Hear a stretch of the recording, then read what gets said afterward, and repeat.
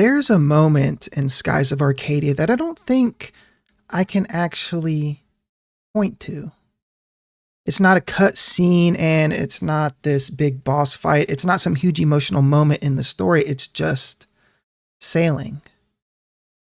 Blue sky, clouds underneath you, an island somewhere in the distance, and absolutely no idea what you're going to find when you get there.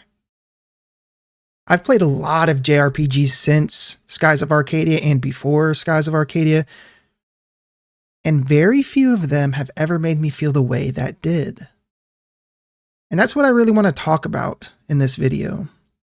We're going to talk about the history, the gameplay, the characters, and all the little things that made these games what they were, but I'm probably a little more interested in something that's harder to explain. How these games felt. Because I've played a lot of JRPGs over the years, and the best ones tend to leave something behind. Sometimes it's a character, sometimes it's a story or a piece of music, or just a particular moment that sticks with you for 20 years. With Skies of Arcadia, though, it was a feeling of adventure. And if you're anything like me and you enjoy indulging in a little video game nostalgia every now and then, consider subscribing and leaving a like because there's plenty of more games I'd love to revisit with you. There are a lot of feelings I associate with JRPGs. I've felt sadness, and I'm sure you guys have too. I've become attached to characters to the point where saying goodbye to them at the end of the game genuinely hurt. I've been pulled into complicated political struggles. Suikoden 2 made me care about borders and nations and friendships torn apart by war. Final Fantasy IX made me think about life and death, identity, and what it means to exist. Those are some of my favorite games ever made. But there's one feeling that JRPGs don't give me nearly as often. Adventure. Not simply traveling from one town to another because that's where the story says I need to go next, and not just a giant world. I mean adventure. That childish feeling of looking toward the horizon and wondering what's on the other side. And no JRPG has quite captured that feeling for me like Skies of Arcadia.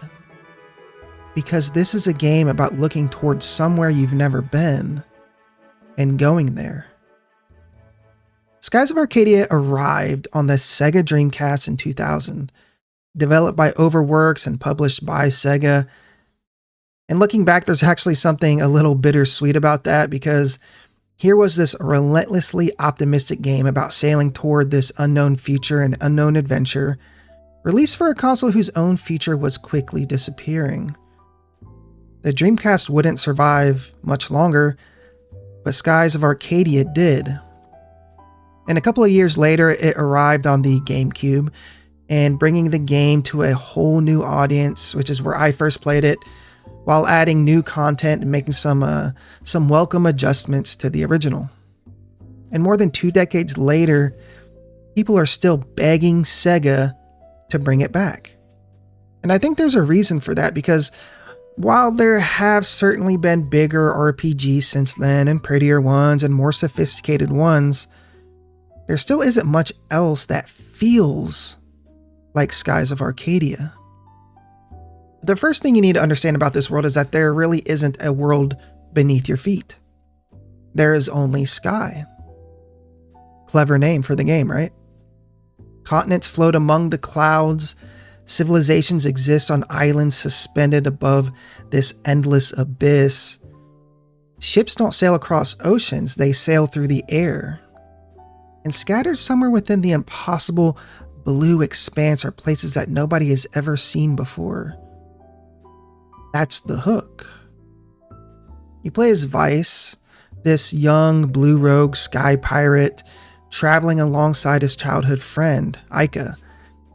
And Vice isn't particularly interested in staying home. He wants to see what's out there. Early in the game, Vice and Aika encounter Fina, this mysterious girl from a civilization largely unknown to the people of Arcadia. And what begins as a relatively simple adventure gradually becomes something much larger. Ancient weapons, lost civilizations, empires, 6 moons hanging above the world, each influencing the people living beneath them. And eventually, a journey that carries you farther and farther away from everything familiar and everything you've loved. But strangely, when I remember Skies of Arcadia, the big story moments aren't always the first thing I think about. Sometimes, and most times, I just remember sailing. There's something about piloting an airship through Arcadia that still works for me. You're surrounded by clouds, the music is playing, there's an island somewhere in the distance, and you don't know exactly what you're going to find there. Maybe it's important, maybe it's not. Maybe you'll discover some strange landmark that has absolutely nothing to do with saving the world. And the game actually rewards you for noticing these little things. Throughout Arcadia are discoveries, strange creatures and ruins and natural formations of nature and pieces of hidden history scattered all across the skies. You find them because you are paying attention, because something caught your eye. Because you just wondered, what's that? And it's such a simple mechanic, but it reinforces everything Skies of Arcadia makes you want to feel. Curiosity matters here. Looking around matters. Going somewhere simply because you haven't been there before matters. And as you travel further from home, the world changes, the skies change, the architecture changes, the people change. You encounter cultures that feel completely removed from the places you've already visited. It creates the illusion that Arcadia stretches far, far beyond this little patch of sky you currently occupy. And for a game released in the year 2000, that illusion could be remarkably convincing. Of course, eventually something interrupts your peaceful flight.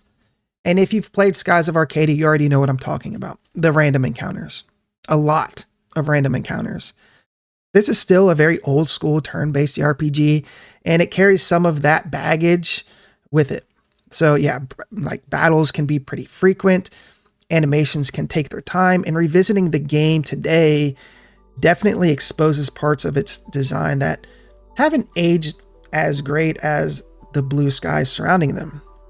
I don't mind a lot of random encounters, but I know a lot of people can get bugged. They get very into the minutia of how many random encounters, like per minute or per play session.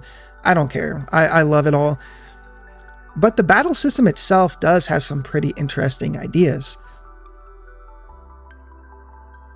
Your party shares spirit points, forcing you to think not only about like what your individual character should do, but how the party should spend its resources collectively.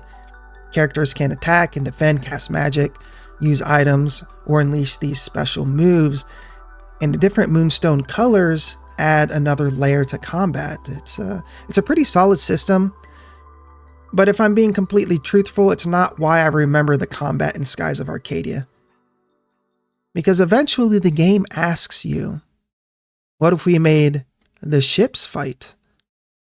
And this is where Skies of Arcadia becomes Skies of Arcadia. Because ship battles are completely different and completely memorable. You're not simply deciding whether Vice should attack or defend, or Ica should use a spell or an item. You're commanding an airship. You're reading the enemy, planning several moves ahead, deciding when to fire your cannons, when to defend, when to build spirit, and when to unleash everything you've got. In these battles, they feel enormous and the scale is big. There's some gigantic creature that arises out of the clouds, and instead of running away, Vice basically looks at the cannons and thinks, yeah, we can probably kill that. And somehow you usually can. Later, when the Delphinus enters the picture, the fantasy becomes even stronger because the Delphinus doesn't simply feel like transportation, it becomes your home. You recruit crew members from all across Arcadia, people you've met during your travels, begin to fill different roles on your ship. You build up Crescent Isle, and slowly, without really noticing it happening, your adventure starts leaving physical evidence behind. At the beginning of the game, adventure means leaving home. By the end, you've built a new one from the people you found along the way. And those people are a huge reason the optimism of Skies of Arcadia works. Aika is endlessly energetic and fiercely loyal. Fina begins the game sheltered from much of the world and slowly gets to experience its beauty and absurdity and danger right alongside us. Drachma carries considerable more weight on his shoulders. Gilder is Gilder, and Enrique provides a different perspective entirely on the empire you've spent so much of the game fighting against. But Vice is the person holding it all together, and I've grown to appreciate him more as I've gotten older because Vice isn't particularly complicated. You're right, he's not a super complicated character, and that's not an insult to him. He's optimistic, and he's curious, and he's brave, sometimes a little too brave. And when the world tells him that something can't be done, his response is usually some variation of, we'll figure it out. And there's something very refreshing about that, and that's where this sense of adventure is rooted in, I believe. JRPGs have given us some wonderfully complicated protagonists, broken people, tragic people questioning their identity and their morality and their purpose. Vice mostly just wants you to know what's beyond the horizon. And somehow, for me, that's enough. I think that's what ultimately separates Skies of Arcadia from so many other JRPGs I've loved. Suikoden 2 makes me think about friendship and war and political intrigue. 9 can genuinely make me emotional just thinking about certain characters. Vivi. Other games have made me angry. They've made me emotional, and they've made me cry. I remember crying the first time I wasn't even playing it. I was watching my brother play Final Fantasy VII, and the first time that I saw Aerith die, I'm pretty sure I just curled up under the bed and just cried. That's just the way it is. They've made me sit through the credits staring at the screen because I wasn't quite ready to say goodbye, and that was Final Fantasy X for me. But Skies of Arcadia makes me want to go somewhere.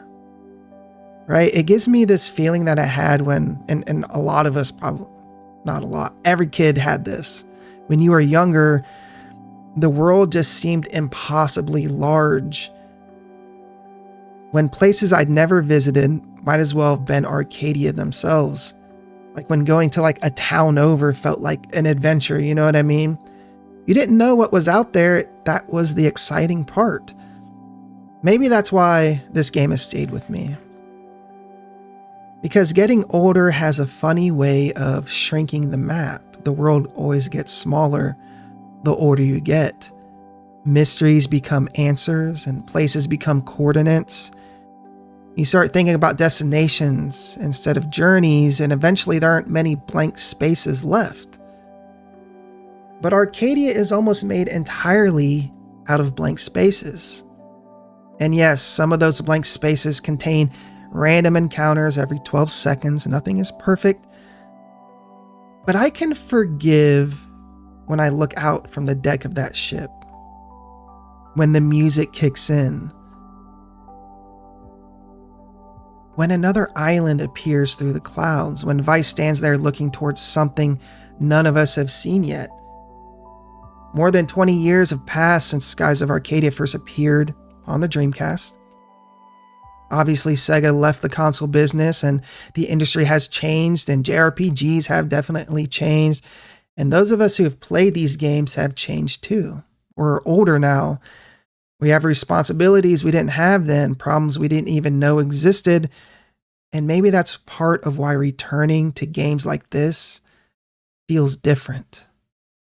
you're not really going back. Well, you can't.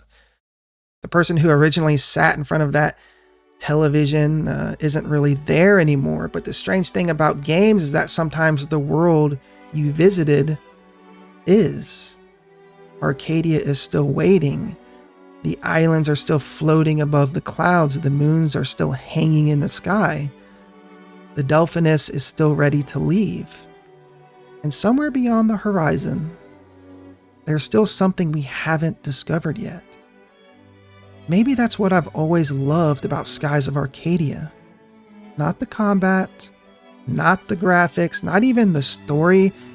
And as much as I enjoy all of those things, it's the promise. The promise that the world is bigger than the little piece of it you can currently see. That there are still places worth finding, people worth meeting, things worth being curious about.